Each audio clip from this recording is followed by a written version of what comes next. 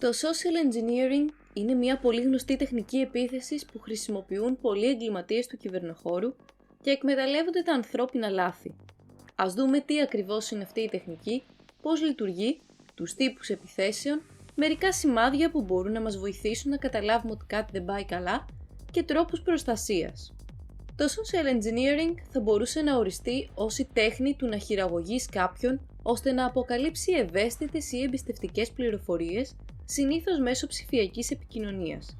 Οι πληροφορίες αυτές μπορούν να χρησιμοποιηθούν αργότερα για άλλες κακόβουλες δραστηριότητες. Σε αντίθεση με τις παραδοσιακές κυβερνοεπιθέσεις που βασίζονται σε ευπάθειες για την απόκτηση παράνομης πρόσβασης στις συσκευές, οι τεχνικές social engineering εκμεταλλεύονται τα ανθρώπινα λάθη. Γι' αυτό το λόγο, οι επιθέσεις είναι γνωστές και ως human hacking. Οι εγκληματίες του κυβερνοχώρου που διεξάγουν τέτοιες επιθέσεις έχουν συνήθως δύο στόχους: να προκαλέσουν χάος και να αποκτήσουν σημαντικές πληροφορίες ή χρήματα. Πώς όμως λειτουργεί αυτή η τεχνική? Το social engineering βασίζεται αρχικά στην εμπιστοσύνη, δηλαδή στην ψευδή εμπιστοσύνη, και στη συνέχεια στην πειθό. Γενικά υπάρχουν 4 βήματα για μια επιτυχημένη επίθεση social engineering. Πρώτον, προετοιμασία. Ο επιτιθέμενος συλλέγει πληροφορίες για τα θύματά του και για το πώς μπορούν να τα προσεγγίσουν, π.χ. μέσω social media, email κτλ. Δεύτερο, διείσδυση. Ο επιτιθέμενος προσεγγίζει τα θύματά του, συνήθως υποδίεται μια αξιόπιστη πηγή και χρησιμοποιεί τις πληροφορίες που έχει ήδη συλλέξει για να φαίνεται πιο πιστικός. Τρίτο, εκμετάλλευση. Ο επιτιθέμενος χρησιμοποιεί την πειθό για να ζητήσει πληροφορίες από το θύμα του, όπως στοιχεία σύνδεσης λογαριασμού, στοιχεία πληρωμής, στοιχεία επικοινωνίας και άλλα. Αυτά τα στοιχεία μπορούν να χρησιμοποιηθούν για την πραγματοποίηση άλλων επιθέσεων. Τέταρτο βήμα, disengagement. Ο επιτιθέμενος σταματά την επικοινωνία με το θύμα του, διαπράττει την επίθεσή του και φεύγει γρήγορα. Ας δούμε όμως τώρα μερικά σημάδια μιας social engineering επίθεσης. Πρώτον, ένας φίλος σας θα στέλνει ένα περίεργο μήνυμα. Οι social engineers, όπως λέγονται οι φορείς αυτής της επίθεσης, μπορούν να παρουσιάζονται ως αξιόπιστα άτομα στη ζωή σας, συμπεριλαμβανομένου ενός φίλου, ενός αφεντικού, ενός συναδέλφου, ή μπορεί να παρουσιάζονται σαν μια γνωστή εταιρεία ή ένα τραπεζικό ίδρυμα. Συνήθως στέλνουν μηνύματα ή emails που περιέχουν κακόβουλους συνδέσμους ή αρχεία. Επομένως, αν δείτε κάτι ασυνήθιστο από κάποιον φίλο σας, επικοινωνήστε μαζί του τηλεφωνικά για να βεβαιωθείτε ότι το μήνυμα προέρχεται από αυτόν. Δεύτερο σημάδι. Πρόκληση περίεργων συναισθημάτων. Οι social engineers είναι εξαιρετικοί στο να διεγείρουν συναισθήματα όπως φόβο, ενθουσιασμό, περιέργεια, θυμό, ενοχή ή λύπη. Όταν λαμβάνετε μηνύματα που προκαλούν τέτοια συναισθήματα, πρέπει να σκεφτείτε καλά πριν προχωρήσετε σε κάποια ενέργεια. Τρίτο σημάδι. Το αίτημα στο μήνυμα είναι επίγον. Οι επιτιθέμενοι θέλουν να προκαλέσουν άγχος στο θύμα, για να μην είναι σε θέση να σκεφτεί λογικά. Αυτός είναι ο λόγος για τον οποίο πολλές επιθέσεις αναφέρονται σε ένα υποτιθέμενο επίγον θέμα. Τα θύματα αγχώνονται και ενεργούν χωρίς να το σκεφτούν. Επόμενο σημάδι. Μια προσφορά είναι πολύ καλή για να είναι αληθινή. Έχετε λάβει ποτέ μηνύματα με τα οποία δεν έχετε καμία σχέση? Έχετε λάβει για παράδειγμα μηνύματα για ένα δωρεάν τηλέφωνο ή ένα δωρεάν ταξίδι? Αν μια προσφορά φαίνεται πολύ καλή για να είναι αληθινή, τότε πιθανότητα πρόκειται για μια social engineering επίθεση. Τέλος, ένα ακόμα σημάδι είναι όταν ο αποστολέας δεν μπορεί να αποδείξει την ταυτότητά του ή αποφεύγει πιο προσωπικές επικοινωνίες. Εάν ο αποστολέας ενός ύποπτου μηνύματος αρνείται μια προσωπική συνομιλία, π.χ. μέσω βίντεο κλήσης, ή δεν μπορεί να αποδείξει με άλλες μεθόδους την ταυτότητά του, τότε το πιθανότερο είναι ότι δεν πρέπει να τον εμπιστευτείτε. Πρέπει να έχουμε στο νου μας ότι σχεδόν όλες οι κυβερνοεπιθέσεις περιλαμβάνουν κάποια μορφή social engineering και οι περισσότερες τεχνικές social engineering περιλαμβάνουν κακόβουλο λογισμικό. Ας δούμε τώρα μερικούς κοινούς τύπους social engineering επιθέσεων. Πρώτο, scareware. Όπως υποδηλώνει το όνομα, είναι ένα κακόβουλο λογισμικό που έχει σκοπό να σας τρομάξει για να αναλάβετε δράση γρήγορα. Συχνά έρχεται με τη μορφή pop-up μηνυμάτων ή emails που υποδεικνύουν ότι πρέπει να δράσετε τώρα για να απαλλαγείτε από ιούς ή malware στη συσκευή σας. Στην πραγματικότητα, εάν κάνετε ό,τι σας λένε, ενδέχεται να κάνετε λήψη ενός ιού ή κακόβουλου λογισμικού. Δεύτερος τύπος, email hacking και contact spamming. Είναι στη φύση μας να δίνουμε προσοχή σε μηνύματα από άτομα που γνωρίζουμε. Οι social engineers το γνωρίζουν αυτό και το εκμεταλλεύονται.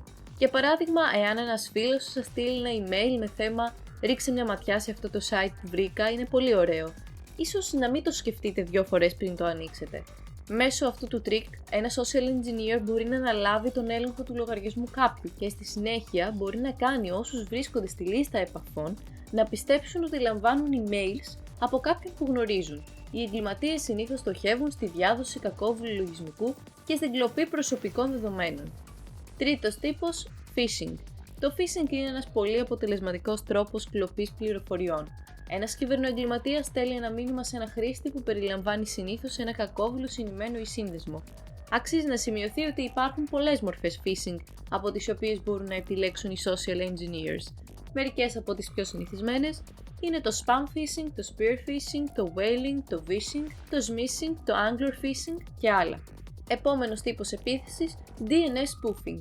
Γνωστό και ως cache poisoning, το DNS spoofing συμβαίνει όταν ένα πρόγραμμα περιήγησης παραβιάζεται έτσι ώστε οι χρήστες να ανακατευθύνονται σε κακόβουλους ιστότοπους που θέλουν να κλέψουν ευαίσθητες πληροφορίες. Πέμπτος τύπος επίθεσης, το baiting. Οι φορείς αυτής της επίθεσης χρησιμοποιούν κάτι σαν δόλωμα και ελπίζουν ότι το θύμα θα τσιμπήσει. Αυτό συμβαίνει συχνότερα σε peer-to-peer sites όπως τα social media, όπου κάποιος μπορεί να σας ενθαρρύνει να κατεβάσετε ένα βίντεο ή μουσική ή εικόνα. Το αποτέλεσμα είναι η μόλυνση με κακόβουλο λογισμικό. Σε μια baiting επίθεση, ο επιτιθέμενος θα μπορούσε να αφήσει ένα USB φορτωμένο με malware σε δημόσιο χώρο όπου θα το δουν πολλοί στόχοι. Ο στόχος που τσιμπάει το δόλωμα θα πάρει τη συσκευή και θα τη συνδέσει σε έναν υπολογιστή για να δει τι υπάρχει σε αυτήν. Το κακόβουλο λογισμικό θα μολύνει αυτόματα τον υπολογιστή του. Επίσης, δεν πρέπει να ξεχνάμε τις φυσικές παραβιάσεις. Στις φυσικές παραβιάσεις, ο επιτιθέμενος συνήθως υποδίεται μια νόμιμη πηγή για την κλοπή εμπιστευτικών δεδομένων ή πληροφοριών. Αυτό μπορεί να συμβαίνει όταν ένας συνάδελφος ή ένας υπάλληλος IT, ίσως ένας δυσαρεστημένος πρώην υπάλληλος, συμπεριφέρεται σαν να σας βοηθά με ένα πρόβλημα στη συσκευή σας. Στην πραγματικότητα θα μπορούσε να κλέψει τα στοιχεία σύνδεσης του λογαριασμού σας ή να σας εγκαταστήσει ένα malware. Επόμενος τύπος επίθεσης, το pretexting. Αναφέρεται στη χρήση μιας ενδιαφέρουσας πρόφασης ή ενός τεχνάσματος για να τραβήξει την προσοχή κάποιου. Μόλις το θύμα τσιμπήσει, ο social engineer προσπαθεί να τον ξεγελάσει ώστε να προσφέρει κάτι πολύτιμο. Ας υποθέσουμε ότι λάβατε ένα email το οποίο σας ονομάζει ως δικαιούχο ενός τίτλου κατοικίας ή μιας κληρονομιάς. Το email ζητά τα προσωπικά σας στοιχεία για να αποδείξετε ότι είστε ο πραγματικός δικαιούχος και να γίνει η μεταφορά της κληρονομιάς. Το πιο πιθανό είναι ότι θα δώσετε τα στοιχεία σας σε έναν απατεώνα που θα αποκτήσει πρόσβαση σε προσωπικούς ή και τραπεζικούς λογαριασμούς. Τέλος, έχουμε τις watering hole επιθέσεις. Πρόκειται για έναν τύπο επίθεσης που μολύνει μια μεμονωμένη ιστοσελίδα με κακόβουλο λογισμικό. Η ιστοσελίδα βρίσκεται σχεδόν πάντα σε ένα πολύ δημοφιλές site για να διασφαλιστεί ότι το κακόβουλο λογισμικό θα φτάσει σε όσο το δυνατόν περισσότερα θύματα. Οι κυβερνοεπιθέσεις που ενσωματώνουν το social engineering συμβαίνουν καθημερινά. Τι μπορείτε λοιπόν να κάνετε για να αποφύγετε μια τέτοια επίθεση? Αρχικά, η αντιμετώπιση των διαδικτυακών αλληλεπιδράσεων με σκεπτικισμό μπορεί να συμβάλλει σημαντικά στην αποφυγή τέτοιων επιθέσεων. Όσον αφορά λοιπόν στις διαδικτυακές επικοινωνίες, πρέπει να έχετε στο μυαλό σας τα εξής. Πρώτον, μην κάνετε κλικ σε συνδέσμους που βρίσκονται σε μηνύματα που λάβατε χωρίς να τα περιμένετε. Δεύτερον, μην μοιράζεστε προσωπικές πληροφορίες με τρίτους στο διαδίκτυο. Τρίτον, να είστε προσεκτικοί με τις φιλίες που δημιουργούνται μέσω διαδικτύου. Τέταρτον, σκεφτείτε αν κάτι που προωθείτε στο διαδίκτυο είναι πολύ καλό για να είναι αληθινό. Πέμπτον, παρατηρήστε περίεργα στοιχεία σε emails και μηνύματα όπως ορθογραφικά, συντακτικά λάθη, περίεργους συνδέσμους και άλλα στοιχεία. Πέρα από τις επικοινωνίες όμως, πρέπει να σκεφτείτε και την ασφάλεια των ίδιων των λογαριασμών και των δικτύων. Χρησιμοποιήστε έλεγχο ταυτότητας 2 παραγόντων για να ενισχύσετε την ασφάλεια του λογαριασμού σας. Επιλέξτε ισχυρούς και μοναδικούς κωδικούς πρόσβασης. Χρησιμοποιήστε έναν password manager. Εφαρμόστε spam filters. Επίσης είναι σημαντικό να μην επιτρέπετε σε αγνώστους να συνδέονται στο Wi-Fi δίκτυό σας. Ενώ μια καλή λύση είναι και η χρήση ενός VPN. Επιπλέον, παρακολουθήστε συχνά και προσεκτικά τη δραστηριότητα των λογαριασμών σας. Τέλος, είναι σημαντικό να προσέχετε γενικά τις συσκευές σας. Αυτό σημαίνει ότι δεν πρέπει να αφήνετε τις συσκευές χωρίς επίβλεψη, ώστε να μην μπορεί κάποιος να αποκτήσει πρόσβαση. Πρέπει να χρησιμοποιείτε πρόγραμμα προστασίας από ιούς και να διατηρείτε το λογισμικό και όλες τις εφαρμογές σας ενημερωμένες, για να μην μπορούν οι επιτιθέμενοι να εκμεταλλευτούν ευπάθειες. Η χειραγώγηση είναι μια άσχημη τακτική για να πάρει κάποιος αυτό που θέλει, ευτυχώς ελέγχοντας τα σημάδια που αναφέραμε προηγουμένως και παίρνοντας κάποια από τα παραπάνω μέτρα προστασίας, μπορεί κανείς να αποφύγει τις social engineering επιθέσεις.